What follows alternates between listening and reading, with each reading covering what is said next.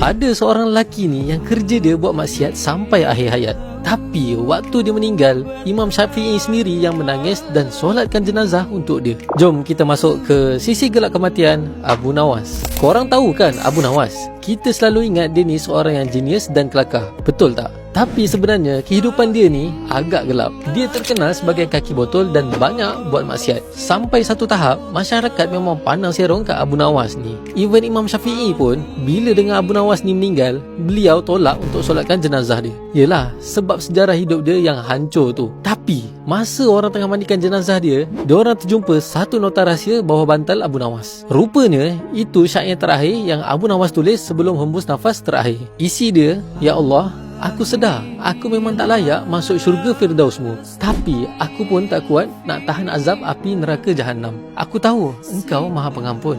Jadi, tolonglah terima taubat aku dan ampunkan segala dosa besarku." Bila Imam Syafi'i dengar je bait syair ni, beliau terus terduduk, menangis. Terus beliau bergegas pergi cari jenazah Abu Nawas untuk solatkan jenazah. Kisah ni bagi satu tamparan hebat untuk kita. Kadang-kadang, orang yang luar nampak penuh dosa pun boleh jadi pengakhiran dia husnul khotimah. Kita tak pernah tahu rintihan hati seseorang dengan Tuhan di saat orang lain tak nampak.